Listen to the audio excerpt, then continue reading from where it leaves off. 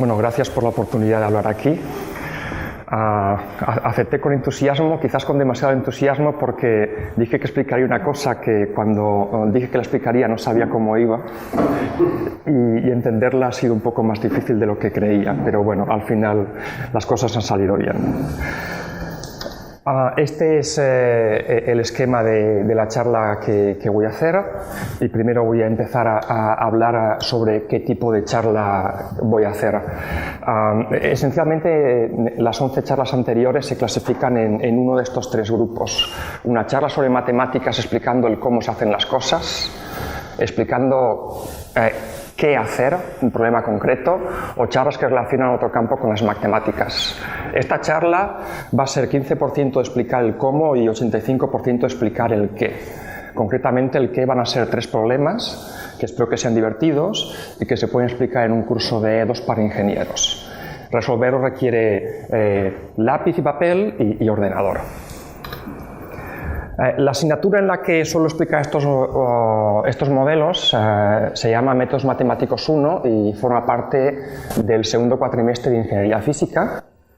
El programa es un programa estándar de un curso de ecuaciones diferenciales. Yo doy la parte, digamos, de multidimensional, sistemas de E2 lineales y sistemas de E2 no lineales, y el profesor de problemas da la parte de dimensión baja. La particularidad de esta asignatura respecto a otras clásicas de E2 en la UPC es que los estudiantes que llegan a esta asignatura solamente han visto álgebra lineal y cálculo 1, cuando tradicionalmente también han visto en otros sitios un cálculo 2 y una geometría.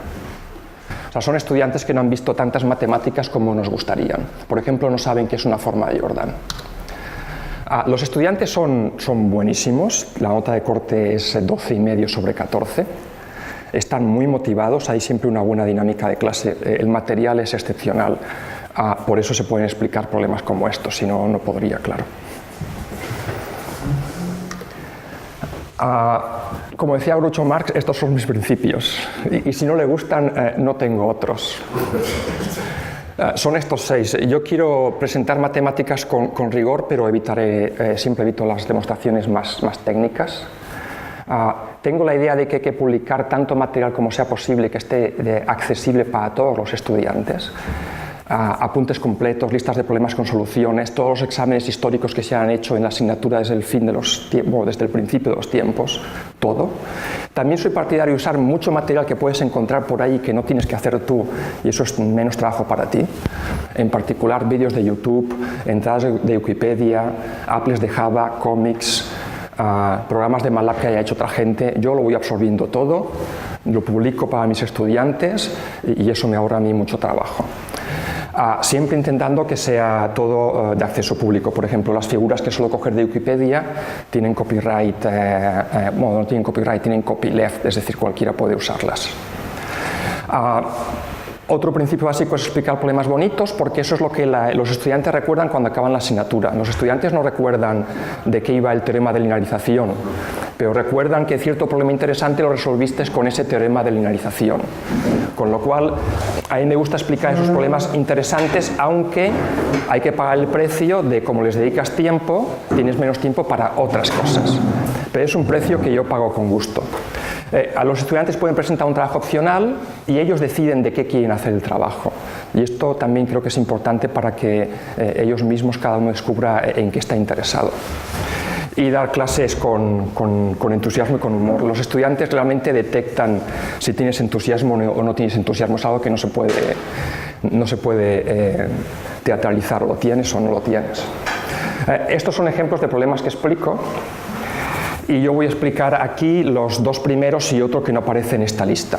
Todos estos serían de sistemas no lineales, que es lo que yo inicialmente quería explicar aquí, pero la superioridad me dijo que antes de los no lineales van los lineales y que hay que ser coherente con el orden.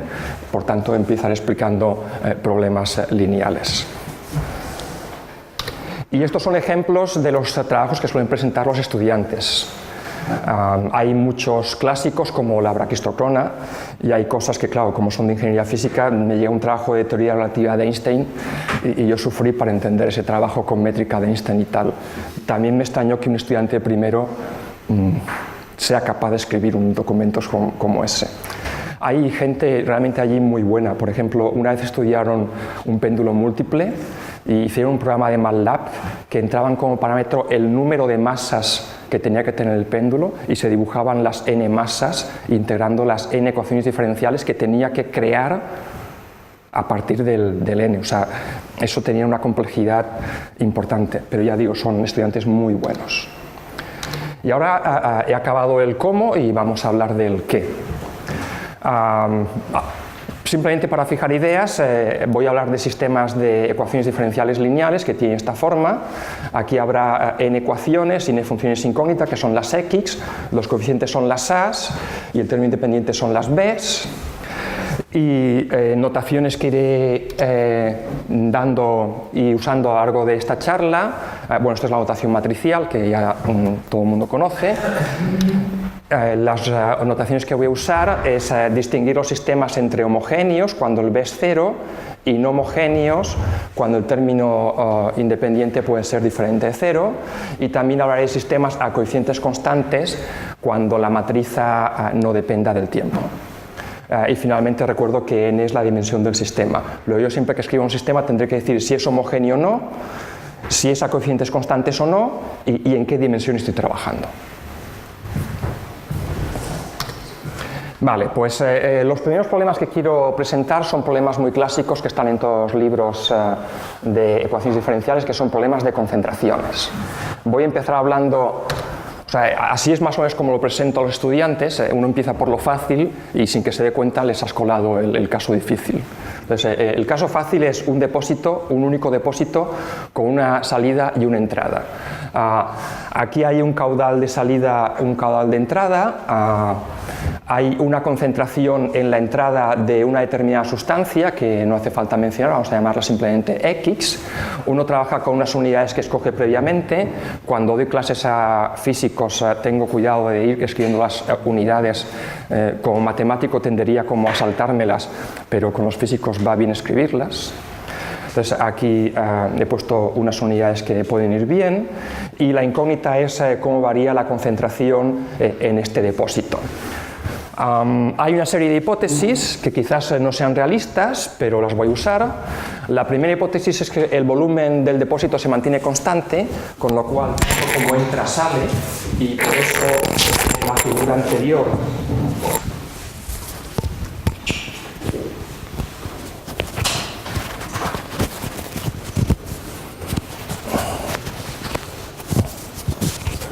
eso en la figura anterior había una letra en rojo y otra en negro. Esto.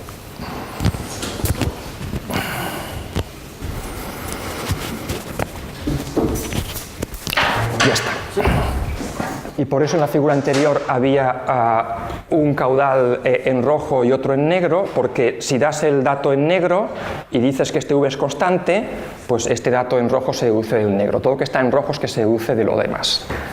Y la segunda hipótesis, que también es, bueno, esta es la hipótesis menos realista de todas, es yo voy a suponer que si uno deja una gota de sustancia en el depósito, de forma mágica y automática se distribuye de forma uniforme en todo el depósito, con lo cual la concentración en todos los puntos del depósito es la misma y por tanto la concentración de la salida tendrá que ser igual a la concentración que hay en el depósito. Esto da pie a discusiones muy divertidas con los estudiantes que dicen, pero esto no es cierto nunca. Y entonces puedes hablar de, bueno, podríamos trocear el depósito en diferentes partes, calcular un gradiente de concentraciones, hablar de método de elementos finitos, etcétera, etcétera. Pero bueno, aquí estamos en el caso más simple y así lo dejamos. Justamente como hemos tenido cuidado y hemos puesto las unidades, entonces uno puede entender fácilmente que si aquí tenemos un volumen en metros cúbicos y una concentración en kilogramos por metro cúbico, multiplicando las dos cosas tenemos la cantidad de kilogramos de sustancia que hay en el depósito y por tanto la derivada de esto será la variación de esa cantidad.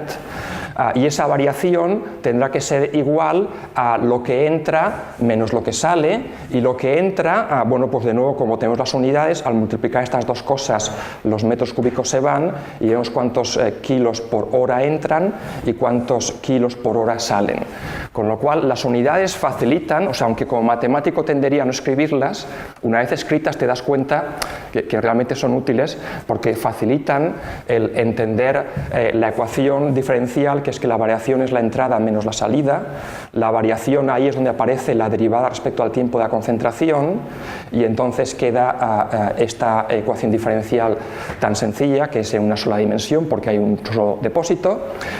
Y aquí el parámetro P, que es el cociente del caudal de entrada entre el volumen del depósito, es la porción del depósito que se renueva por cada hora, por cada unidad de tiempo. Y una vez uno tiene este modelo, escribe la solución general. Esto era una EDO lineal de primer orden, es lo primero que se explica en un curso de ecuaciones diferenciales, cómo se resuelve esta ecuación diferencial.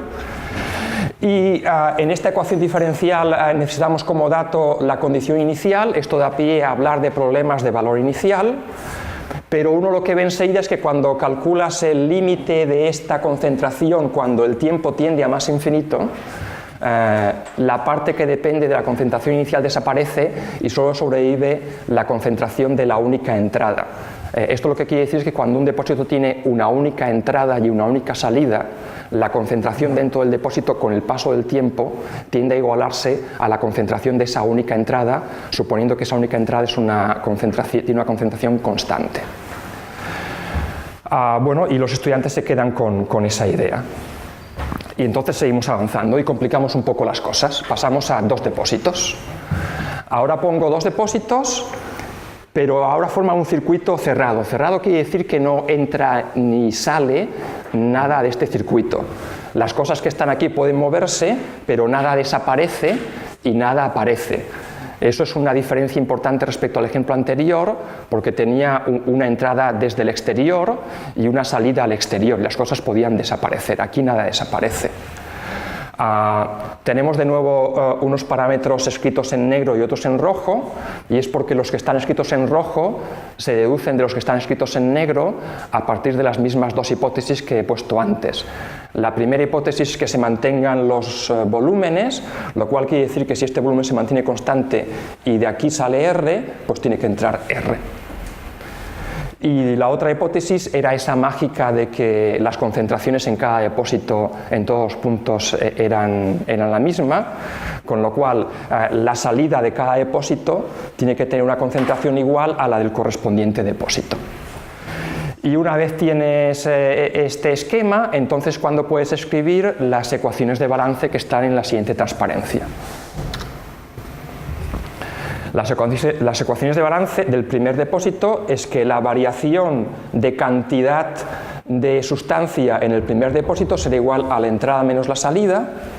Ponemos las fórmulas, aplicamos la misma idea de ecuación de balance al segundo depósito, obtenemos una ecuación muy similar, cogemos estos volúmenes que están aquí multiplicando, los pasamos al otro lado dividiendo para despejar las derivadas de las concentraciones y entonces tenemos el sistema, que en este caso es un sistema lineal homogéneo y antes nos había dado una ecuación no homogénea. Y este es el momento de enfatizar y que los estudiantes vean que siempre que un circuito sea cerrado va a dar lugar a un problema homogéneo, como este caso, y cuando el circuito tiene entradas y salidas externas es cuando va a dar lugar a problemas no homogéneos. Y de nuevo uno quiere resolver el problema de valor inicial, hay que fijar unas concentraciones iniciales dentro de cada depósito y estas son las soluciones. Y aquí lo interesante es que cuando calculamos el límite de estas concentraciones cuando el tiempo tiende a infinito, los términos que tienen la exponencial con exponente negativo desaparecen, solo sobreviven estos dos, que son el mismo, y entonces esto es muy bonito porque uno puede interpretar delante de los estudiantes que lo que sucede es que las concentraciones en los dos depósitos tienden a igualarse, pero como puede haber un depósito más grande que otro, la concentración no es el promedio de las dos iniciales, sino es la media ponderada por cada uno de los volúmenes de los diferentes depósitos con los que estoy trabajando. Por eso aquí aparecen estas Vs.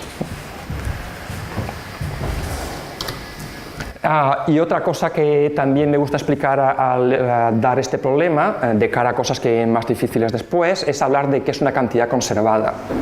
Si uno multiplica el volumen del primer depósito por la concentración en ese depósito, obtenemos la cantidad de sustancia en el primer depósito.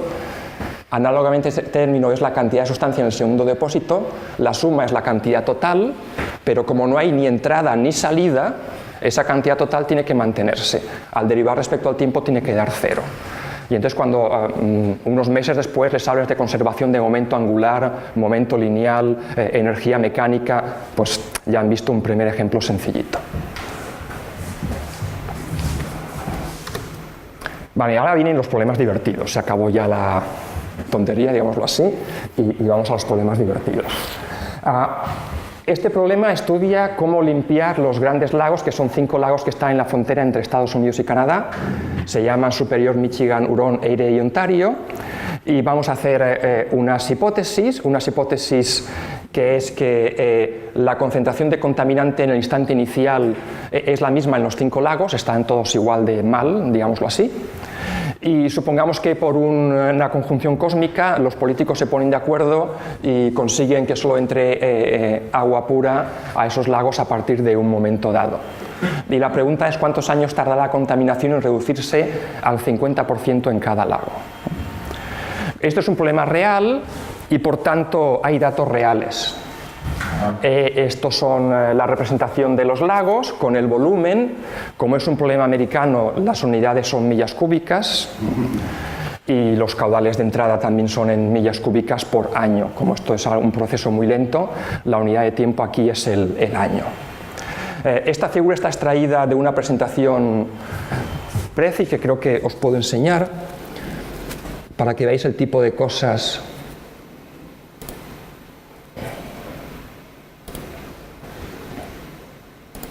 que les enseño a los estudiantes que ha hecho otra gente y así me ahorro yo el trabajo. Entonces esto es una presentación que cuando pasas página pues te va explicando el problema y así con todo muy chupi guay. De hecho aquí se ve mucho peor que mi ordenador porque la gracia de estas presentaciones es que representa que está todo dibujado en un cartel enorme del cual solo ves una parte y la cámara se va moviendo por todo el cartel. Aquí no se ve cómo la cámara se mueve. Supongo que este navegador es peor que el que tengo en mi ordenador. Bueno, y aquí está el modelo, todo explicado. Pero esto quería enseñarlo para dejar claro uno de mis principios básicos, que es aprovecha todo el trabajo que otro haya hecho ya, porque siempre va a ser una buena idea. Bueno, aquí como hay 5 depósitos tendremos 5 incógnitas, que son las concentraciones en cada uno de los lagos, Superior, Michigan, Huron, Erie y Ontario. Mirando las interconexiones entre los depósitos, uno llega a un sistema lineal homogéneo y antes de que digáis homogéneo, ¿cómo homogéneo si hay entradas y salidas externas? Es porque he supuesto que solo entra agua pura y por tanto que no va a haber ninguna entrada de contaminante desde el exterior. Pues uno plantea el problema, esta es la matriz 5×5 que modela el sistema. Los estudiantes la primera vez que ven una matriz 5×5 se asustan un poco, pero se les dice quieto parado. Esta matriz es triangular inferior, por tanto directamente los valores propios son los elementos de la diagonal y son todos negativos, con lo cual este sistema es atractor. La solución va a tender a cero independientemente de cuál sea el valor de las concentraciones iniciales. Ahora sí, si te preguntan cuánto tiempo tiene que pasar para que la concentración en cada lago se reduzca a la mitad, eso ya requiere resolver el sistema, calcular los vectores propios y meterse en un berenjenal que se puede hacer, pero que prefiero no hacer. Y entonces tenemos unos programas fabulosos, el MATLAB es un ejemplo, que nos permiten estudiar numéricamente el sistema. Entonces uno pone las ecuaciones en MATLAB, cuelga en la página web de la asignatura el fichero que hace eso, que por cierto también está colgado en mi página web para que podáis verlo junto con el PDF de las transparencias, y este es el resultado. Esta es la variable tiempo en años, Esta es la concentración que la había normalizado al valor 1 en todos los lagos, porque la hipótesis inicial era que en los 5 lagos el valor de la concentración era el mismo, y aquí uno ve que tiene que pasar un cierto tiempo hasta que se limpien todos los lagos. Por ejemplo, el que tarda más tiempo es el superior, que tarda unos 134 años en limpiar la mitad del lago. Y aquí me gusta hacer esta advertencia porque algunos estudiantes espabilados dicen: yo puedo resolver este problema por el cuento de la vieja sin utilizar ecuaciones diferenciales, porque dicen, ven el mapa, dice volumen 2900, para limpiarlo tendría que salir la mitad y entrar mitad de agua limpia. La mitad de 2900 es 1450. ¿Cuántos años tienen que pasar entrando 15 cada año para cubrir 1450? Y le sale ese 96 que había aquí. Pero ese 96 no es el 134 que tiene que pasar en realidad. Y eso es porque el agua que entra, aunque sea pura, se mezcla con el resto y entonces cada vez la concentración que sale es más pequeña. Por eso necesitas una ecuación diferencial para llegar a la solución real. Vale. ¿Por qué el primero es el que más tarda?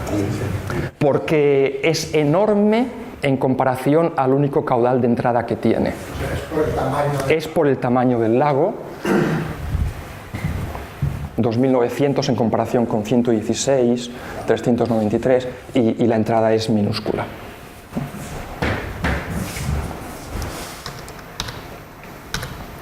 Vale, ahora este es el problema que prometí que explicaría y que me arrepentí de la promesa durante varios días, pero al final entendí el problema.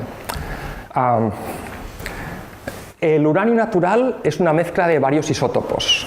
El más común es el 238, que es pesado, y el siguiente es el 235, que es el fisible, el que se utiliza para centrales nucleares y construir bombas atómicas. Hay una cantidad casi despreciable de 234. Estas concentraciones no sirven para nada. O sea, para que tengamos combustible nuclear necesitamos que la concentración del 235 oscile entre 3 y 5% en función de qué tipo de central nuclear tengamos, y para construir una bomba atómica uno necesita del orden de un 80%. Con lo cual, para usos pacíficos se necesita el poco enriquecido, L de low, y para usos bélicos el muy enriquecido, H de high. Y también lo que necesitas es cuando descartas uranio, que el uranio que tú descartes no lo puede utilizar otro para hacer cosas malas, con lo cual quieres que el uranio que tú descartes tenga una concentración mucho menor que la que hay naturalmente. A eso se le llama el uranio empobrecido, D es de depleted en inglés, y queremos que entonces la concentración sea menor que 0,3. Con esto se suelen hacer balas y blindajes porque es un material realmente muy resistente y muy denso. Y entonces la gran pregunta es cómo uno, a partir de uranio natural, consigue aumentar o disminuir la concentración de uranio 235. En un primer momento se hizo mediante procesos de difusión gaseosa que consistían en poner una capita con unos microagujeros por donde pasaban los átomos de un gas que creo que es hexafluoruro de uranio. Y como el U235 es un poco más pequeño que el U238, pues se supone que esos átomos atraviesan en un porcentaje un poco mayor los pequeños agujeritos. Y ese es el método que se usaba durante la Guerra Fría. Es un método muy lento. Después se pasó a utilizar unas centrifugadoras que son de las que voy a hablar, y ahora hay unas técnicas basadas en láseres, pero cuando uno busca información sobre ellas realmente es todo como muy top secret. Los documentos aparecen casi tachados, algunas veces aparecen tachados. Las centrifugadoras de las que voy a hablar son cilindros de aproximadamente 20 centímetros de radio y hasta 12 metros de altura, que giran a unas 70.000 revoluciones por minuto. Eso es bastante rápido. se llenan del hexafluoruro de uranio que he dicho. Debido a la fuerza centrífuga, las partes menos pesadas, que es el uranio fisible, el isótopo fisible, que es el que nos interesa, se acumula más en el exterior. Y entonces lo que hacemos es, del exterior, también calentamos un poco el fondo del cilindro para que se produzca un fenómeno de convección y el gas circule. Y después de la parte exterior sacamos una salida que esperamos que esté enriquecida, que tenga un poco más de U235, y del centro del cilindro hay otra salida que es empobrecida, esperamos que tenga un poco menos de uranio 235. Y estos centrifugadores tienen un factor de separación que oscila entre 1,2 y 1,4, aunque los porcentajes exactos son top secret. O sea, esto lees documentos y te dicen el factor de separación ha sido redactado por la NSA, y no solamente redactado, sino que si te decimos que oscila entre 2 y 20, no es que nosotros nos hayamos inventado el 2 y 20, es que la NSA nos ha dicho que hemos de decir que son entre 2 y 20, o sea, para que nadie sepa el dato concreto. Y estas centrifugadoras se montan en grandes formaciones que forman cascadas en serie y en paralelo. Esta transparencia es la que recuerdan los estudiantes. Les explicas esto y ¡oh! O sea, Dirac fue el primero que estudió el enriquecimiento de uranio desde el punto de vista teórico y el que introdujo el concepto de factor de separación. Luego ya tenemos aquí un tipo potente trabajando en el tema. Sobre eso de que se necesitan muchas centrifugadoras formando una cascada para conseguir lo que quieres, un ejemplo es que cuando se utilizó en el proyecto Manhattan la planta de Oak Ridge, donde se enriqueció el uranio, pues era el edificio industrial más grande del mundo en aquella época. O sea, realmente esto ocupa mucho. Las centrifugadoras de las que voy a hablar fueron diseñadas por un grupo de alemanes y austriacos que fueron amigablemente capturados por los rusos y obligados a trabajar so pena de consecuencias caso de que eso no funcionara. Y entonces obviamente funcionó. La velocidad del borde de estas centrifugadoras es más o menos la velocidad del sonido. O sea, esto es rápido, rápido, rápido. Y una cosa muy divertida, no sé si habéis oído hablar del gusano informático Stuxnet. Stuxnet es un gusano que se infiltraba en ciertos sistemas y cuando la gente lo descubrió les extrañó muchísimo porque normalmente un gusano lo que hace es hacer cosas malas. Y este gusano lo instalabas en multitud de ordenadores y sistemas y no hacía nada. Nada.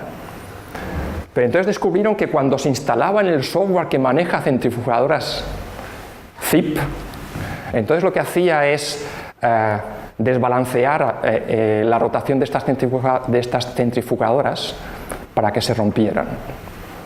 Con lo cual, la idea es que los israelíes y los americanos crearon este virus para introducirlo en el sistema iraní y entonces cargarse sus centrifugadoras. Y de hecho los iraníes tuvieron muchísimos problemas durante muchos años porque las centrifugadoras se morían hasta que descubrieron lo que pasaba. Bueno, pues vamos a hablar de una sola centrifugadora y cuando entendamos lo que pasa en una, pues y seguimos avanzando. Aquí tenemos un volumen de gas. He cambiado sus unidades, hablaré de gramos y de metros cúbicos por la dimensión del problema. Tenemos una entrada que es un caudal que tiene una concentración de entrada. Esta F viene de feed, de alimentación en inglés, y de aquí sale el uranio enriquecido, eso es la E, y el uranio empobrecido, eso es la D de Plit, con su caudal de salida en cada uno de los dos casos y su concentración de salida en cada uno de los dos casos. Y lo que esperamos es que en el caso enriquecido esta concentración sea un poco mayor que la que hay aquí y en el caso empobrecido esta concentración sea un poco menor que la que hay aquí. Eso es con una centrifugadora. Vale. Pues esas centrifugadoras se definen a partir, o sea, sus características importantes son solamente estas dos constantes alfa E y alfa D. ¿Qué es? He dicho que la concentración enriquecida tenía que ser un poco mayor que la de dentro del depósito, es decir, será multiplicarlo por un factor mayor que 1, y la concentración del empobrecido tiene que ser un poco menor que la concentración que hay dentro, es decir, dividida por un factor mayor que 1. y el producto de estos dos factores mayores que 1, alfa cuadrado, es lo que se llama factor de separación, que es el dato que nadie quiere darte.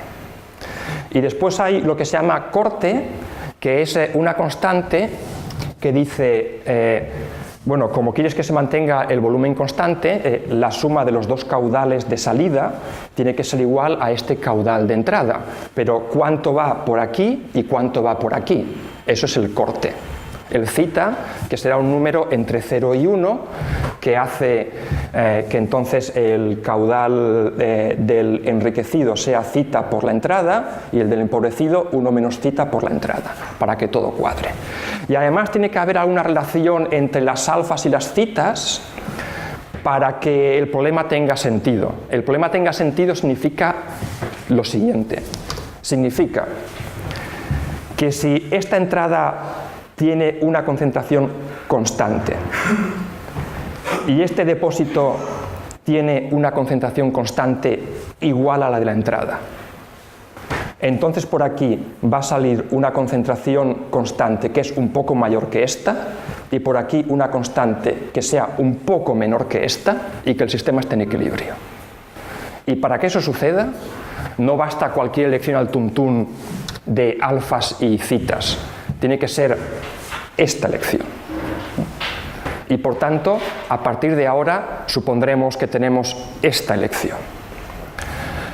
Y cuando uno tiene esta elección, la consecuencia es que los caudales se dividen de la manera que he dicho, por el corte, zeta a un lado, 1 menos zeta a otro lado, en proporción, y las concentraciones también se comportan de la manera mencionada.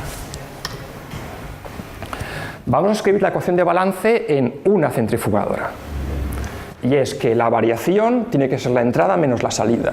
La variación es la derivada de la cantidad total, y la cantidad total es el producto del volumen por la concentración. Cuando derivo eso, volumen por derivada de concentración. Y aquí la entrada, que es el FIT, menos las dos salidas, la salida enriquecida y la salida empobrecida. Y utilizando todas las cosas que he dicho antes de cómo dependen los caudales de salida del caudal de entrada y las concentraciones de salida de la concentración de entrada, pues queda esta bonita ecuación diferencial que es la misma que nos había salido en el problema de un depósito con una entrada y una salida, y por tanto cumple la misma propiedad, que cuando escribes la solución general ves que a largo plazo, independientemente de la concentración inicial que hubiera en la centrifugadora, la concentración tiende a ser igual a la concentración de entrada, suponiendo concentración de entrada constante. Por ejemplo, que lo que vas poniendo es el uranio natural, que tiene una concentración constante. Y aquí la concentración de salida es la concentración de entrada multiplicada por alfa E en el caso enriquecido, pero alfa E habíamos dicho que era un número como 1,2 o algo así. Si coges el 0,71% y lo multiplicas por este 1,2, te ríes, o sea, te ríes en sentido de, oye, yo quería llegar a un 3-5% en el caso pacífico y a un 80% en el caso bélico, con esto no tengo ni para empezar, o sea, este método no funciona. ¿Qué hacer? Conexiones en cascada. Vamos a poner muchas centrifugadoras una detrás de otra, quizá miles, de hecho son miles, y concretamente voy a hablar de cascadas de n más 1 centrifugadoras. Una es la intermedia, donde hay una entrada de uranio probablemente natural, después hay n hacia adelante y n hacia atrás. Y lo que voy a hacer es que la salida enriquecida de cada una la envío a la siguiente, y la salida empobrecida de cada una la envío a la anterior. Luego, contra más a la derecha estoy, más rico, y contra más a la izquierda estoy, más pobre, o sea, como en política. Y finalmente, de la que hay más a la izquierda, la salida empobrecida es el DU, el deplete, y de la que hay más a la derecha, la salida enriquecida es el enriquecido, que le pongo un interrogante porque no sé si va a ser low o high en función del número de centrifugadoras que ponga en la cascada. Normalmente, como no necesitamos perder tanto y necesitamos a veces ganar mucho, no son simétricas estas cascadas, y el n suele ser mayor que el m, es decir, hay más en este lado que en este lado. Porque conforme te mueves a la derecha aumenta el porcentaje y conforme te mueves a la izquierda disminuye el porcentaje de concentración. Hay una simplificación que hay que hacer para poder explicar el problema a los estudiantes y analizar el problema de forma relativamente sencilla, y es, vamos a suponer que alfa es relativamente cercano a 1, algo pequeñito. Y en esos casos se puede comprobar que los dos factores de separación son como iguales a este valor alfa y que el valor de corte depende de alfa, y lo importante es cuál es la razón entre el corte enriquecido, que es zeta, y el corte empobrecido, que es 1 menos zeta, y cuando uno divide estas dos fracciones, el factor es 1 dividido entre alfa. La conclusión de esto, de esta simplificación, es que en cada centrifugadora la concentración de la salida empobrecida es la concentración inicial dentro dividida entre alfa, y la concentración de la salida enriquecida es la concentración interior multiplicada por alfa, es decir, el enriquecido aumenta el factor alfa, el empobrecido disminuye un factor alfa. Y también lo que sucede es que el caudal de salida, y esto es un poco chocante, el caudal de salida empobrecido tiene que ser un poco mayor que el caudal de salida enriquecido. La diferencia es este factor alfa. Y con estas reglas resulta que si uno fija uno de los caudales entre todas estas centrifugadoras, automáticamente todo lo demás queda determinado. Es como un sudoku, que una vez pones un número ya todo va cayendo. Concretamente lo que se suele fijar es la salida de la última centrifugadora, que es el producto que uno va obteniendo. Y normalmente se normaliza a valor 1 ese último valor. Y vamos a poner aquí una figura, que yo soy muy mal haciendo figuras y esto me ha costado, pero como lo he conseguido estoy orgulloso, para que entendáis cómo se hace este sudoku. Centrifugadora menos 1, centrifugadora 0 donde entra el uranio natural, centrifugadora 1. Esto en rojo son las salidas enriquecidas de una centrifugadora a la siguiente, y en azul las salidas empobrecidas de una centrifugadora a la anterior. Y estos alfas y potencias de alfas que veis aquí, en las partes de arriba de cada una de estas flechas, son caudales, y los números que veis en la parte de abajo de cada flecha son concentraciones. Ahora voy a hablar de los caudales. Yo quiero que en cada centrifugadora entre tanto como salga, para que el volumen interior sea constante.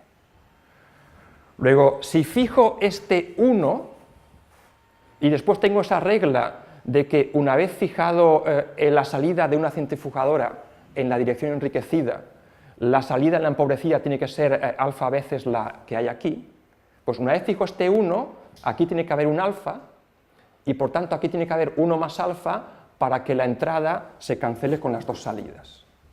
Y una vez aquí hay un 1 más alfa, entonces aquí tiene que haber un alfa más alfa cuadrado, porque este número tiene que ser alfa veces este. Y ahora entonces aquí hay una incógnita y aquí hay otra incógnita, pero esta incógnita tiene que ser alfa veces esta.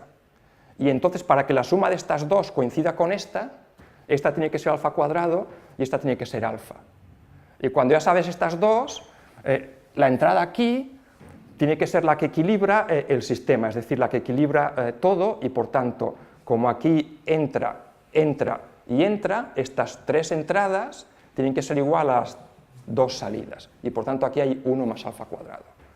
Hacer esto en una cadena más larga es un poco... pero bueno, se puede hacer. O sea, la idea es fijando 1, lo tienes todo.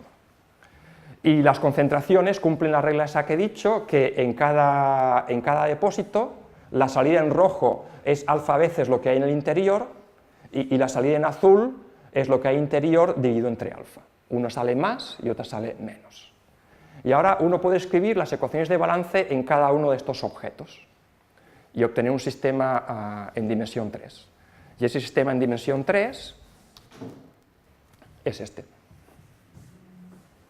Es un sistema no homogéneo porque hay una entrada externa.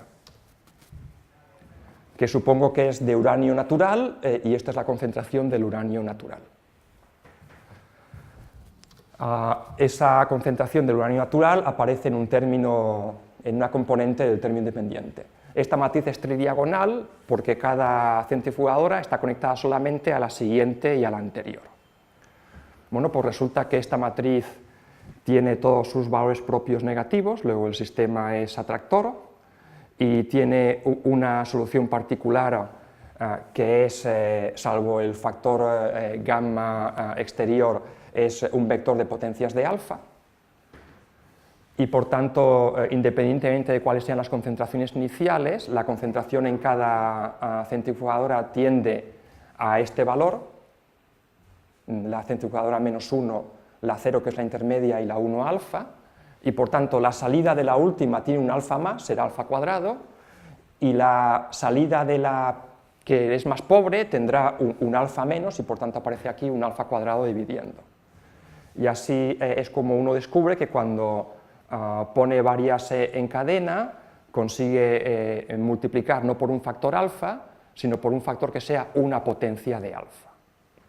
El qué potencia de alfa dependerá del número de centrifugadoras. En el caso general, pues resulta que al final, si pones n centrifugadoras para enriquecer y m para empobrecer, pues la concentración enriquecida tiende a alfa elevado a n más 1 por el factor de entrada, y la empobrecida a alfa elevado a menos n más 1 por el factor de entrada. Y entonces ahí es cuando la gente empieza a hacer cálculos de cuántas, a ver, ¿usted qué quiere? ¿Uranio de qué concentración? Pues vale, entonces tiene que comprar 1500 centrifugadoras, conectarlas de esta manera y conseguirá con esta entrada conseguir lo que usted quiere en 3 años. Y la gente va allí y hace sus compras y se las llevan a casa. Bueno, comentarios finales sobre este problema. No he encontrado el análisis del límite en ningún sitio. De hecho, no he probado que todos los VAPs de A son negativos. Lo único que he hecho es comprobarlo numéricamente en muchos casos. La demostración analítica no sé hasta qué punto debe ser fácil o debe ser difícil. Entonces la pregunta es, bueno, ¿y las referencias qué es lo que hacen? Las referencias, para referencias no existe el estado transitorio. No existe. Directamente empiezan trabajando con el estacionario. Empiezan ya trabajando con eso de que la concentración sale multiplicada por alfa, por un lado, dividida por alfa, por otro lado. Y no es fácil encontrar información sobre este tema. No es nada fácil. Vale. Ya he acabado los problemas de concentraciones y ahora quiero hablar de muelles, para que veamos un problema diferente. Quiero hablar de un problema de muelles que no es trivial, y entonces, claro, siguiendo esa política de primero empezar por lo fácil, hay que empezar por un problema de muelles que sea trivial. Y el problema de muelles trivial es un muelle vertical y una masa, sin fricción. Y con las dos hipótesis típicas, que la fuerza de recuperación del muelle es proporcional al elongamiento, eso es la ley de Hooke, y que la fuerza de fricción es despreciable. Cuando ponía que la fuerza de fricción no era despreciable y empecé a hacer clase a los ingenieros físicos y ponía el muelle horizontal, un poco más y me saltan al cuello. Bueno, de hecho me saltaron al cuello. Me decían, no, usted va a escribir una ecuación diferencial en la que el término de fricción es proporcional a la velocidad, y eso en fricción en seco no es cierto. Eso solo es cierto cuando la masa se mueve en un gas. Por tanto, no me haga usted el dibujo horizontalmente. Y entonces ya cambié mis dibujitos y aprendí un poco de física. Bueno, pues los parámetros m masa, k la constante de Hooke, y es el desplazamiento vertical desde la posición de equilibrio una vez has colgado la masa. Utilizamos la segunda ley de Newton famosísima, masa por aceleración igual a suma de fuerzas, y queda la ecuación diferencial. Y los estudiantes cuando ven esto dicen, oye, pero esto es un problema vertical, por tanto hay un peso que apunta hacia abajo, no me estás poniendo el peso aquí, ¿qué ha pasado? Les dejo como ejercicio para casa que piensen por qué el peso no aparece en esta ecuación. Yo no lo voy a comentar y vosotros lo vais pensando.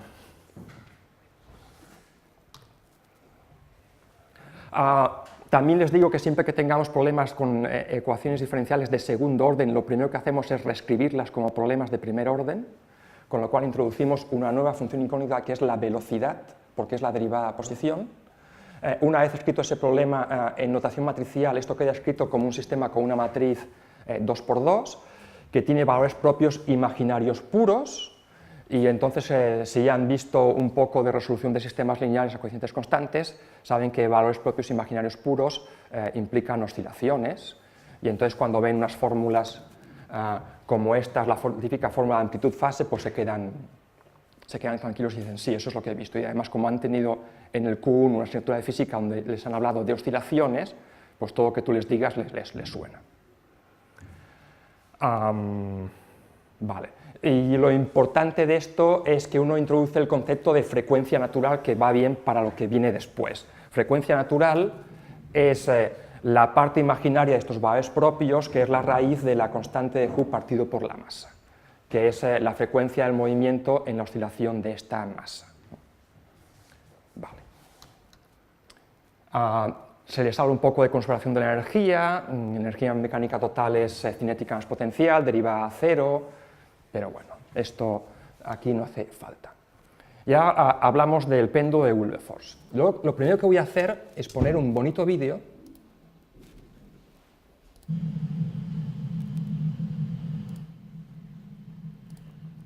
donde se ve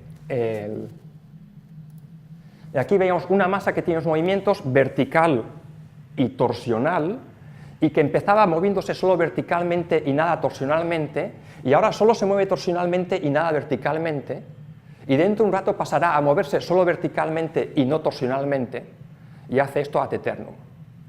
Entonces les enseñas el vídeo a los estudiantes dicen, oh, y les dices, ya os voy a explicar por qué.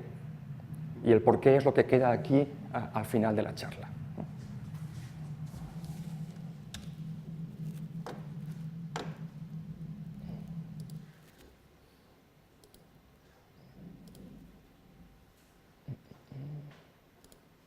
Vale. Hacemos unas hipótesis de partida.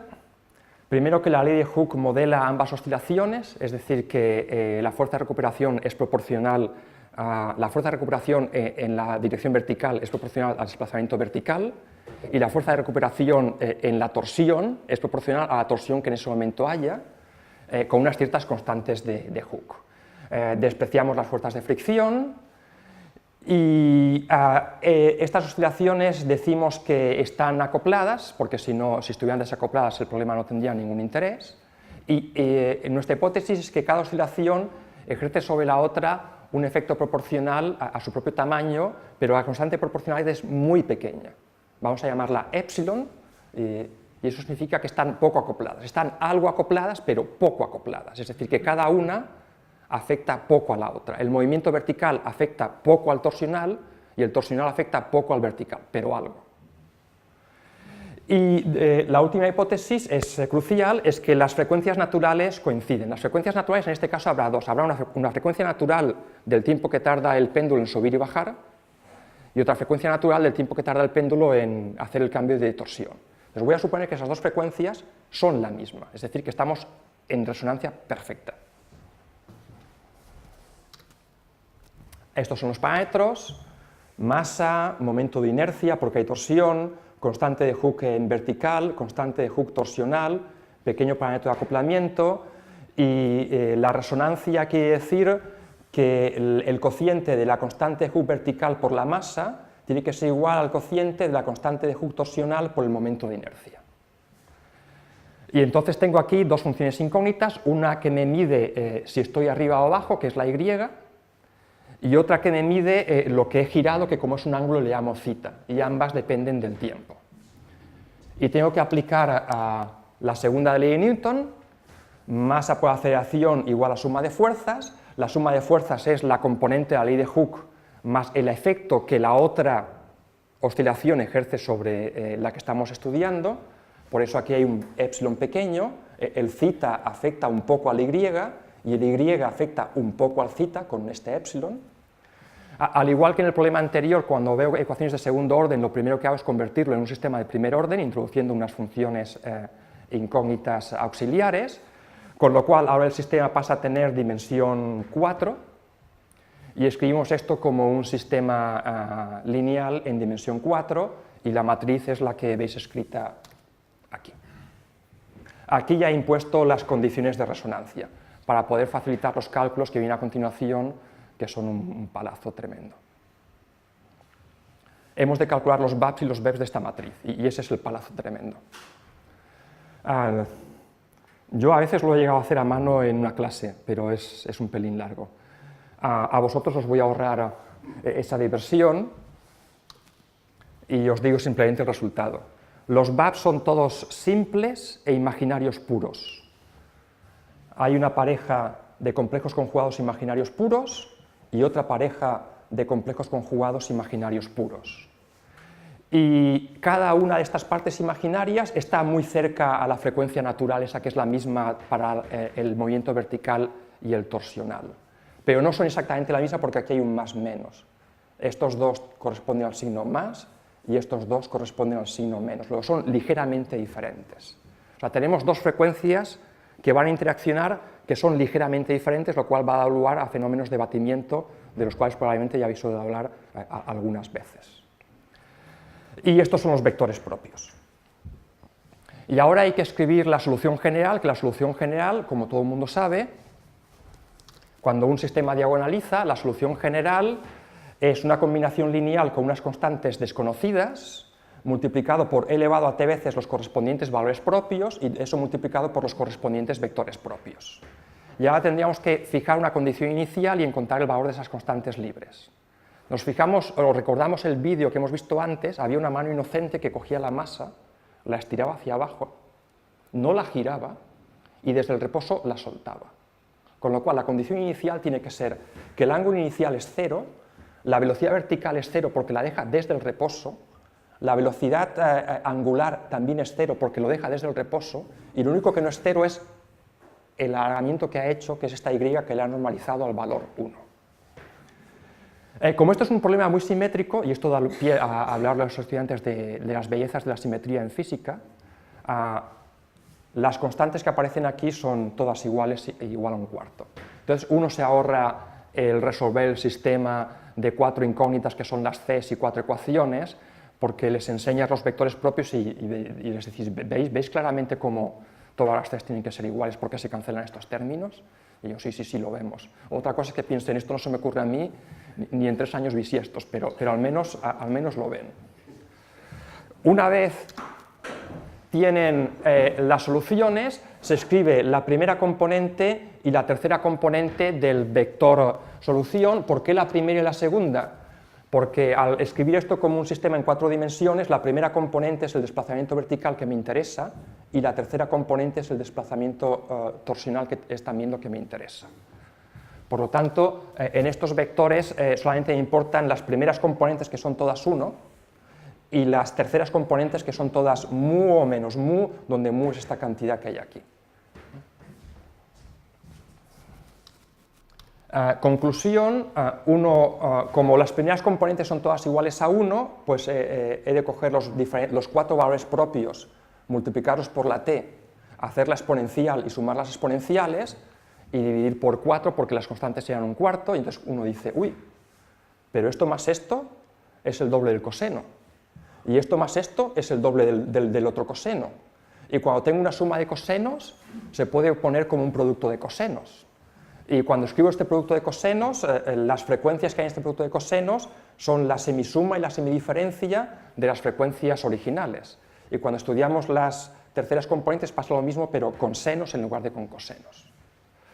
Y entonces nos fijamos en que aquí hay un producto de 2 cosenos, aquí hay un producto de 2 senos, y de las frecuencias, una es casi la frecuencia original, la frecuencia natural, y otra es pequeñísima, lo cual quiere decir que hay que dejar pasar mucho tiempo hasta apreciar el cambio. Y es por eso que en ese vídeo este movimiento era rápido, pero desde que solo se movía verticalmente hasta que solo se movía torsionalmente, pasaba un rato, porque es este epsilon que hay aquí. Y aquí tenéis los bonitos dibujos. Y este dibujo está hecho con ordenador, pero cuando explico este problema en clase, yo deduzco el dibujo con pico y pala. Y eso también creo que es bastante importante para que los estudiantes sepan cómo a partir de las formas anteriores hacer este dibujo. Aquí simplemente voy a enfatizar que, claro, cuando el movimiento vertical es muy importante, el torsional casi no lo es, y conforme el torsional va ganando importancia, el vertical la pierde. Y así veis el cambio entre rojo, azul, rojo, azul, rojo, azul. Y el periodo de oscilación rápida, que es este, es 2pi, y el periodo de oscilación lenta, el tiempo que tiene que pasar para ver todo un ciclo, es muchísimo mayor. Aquí se puede hablar de conservación de la energía, pero entonces hay que sumar toda la energía. Energía del modo vertical, el modo vertical tiene cinética y potencial. Energía del modo torsional, que el modo torsional tiene cinética angular y potencial angular, y la energía de acoplamiento. Esto viene a ser como un hamiltoniano del sistema correspondiente. Entonces, desde calculas la derivada temporal de esta energía, ves que se conserva, entonces les dices, bueno, eso quiere decir que cuando este factor sea grande, este será pequeño, y cuando este factor sea grande, este será pequeño. Y eso enlaza una vez más con el hecho de que cuando ves mucho movimiento vertical, torsionalmente tienes que ver poco, y al revés. Porque el acoplamiento, al tener un epsilon delante, este siempre es una menudencia. Y finalmente les enseñas el dibujo de cómo varía la energía en función del tiempo. El acoplamiento sí es una menudencia, esto es 0. Y entonces ves que cuando el vertical tiene mucha energía, el torsional tiene poca, y que se cruzan y van cambiando. Y con esto ya hemos terminado. Estas son las referencias que he usado, tanto para los problemas de grandes lagos, como para los problemas de enriquecimiento de uranio, como para el problema del péndulo. Eso es todo, y un chiste para acabar.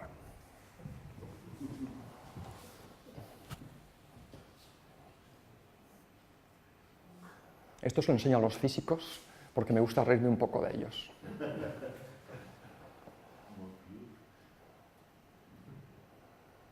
Más o menos los físicos se sienten por encima de los químicos, los biólogos, los psicólogos y los sociólogos porque son más puros que ellos, pero que no olviden que aquí están los matemáticos que aún son más puros que ellos. Hay un gap ahí. Es un reduccionismo puro. Lo sé, pero también con estas cosas uno puede conseguir que ellos mismos se planteen, ¿tiene razón o no tiene razón? Y que piensen por su cuenta. Creo que no has puesto los ingenieros en ningún sitio. Es otra escala. Creo que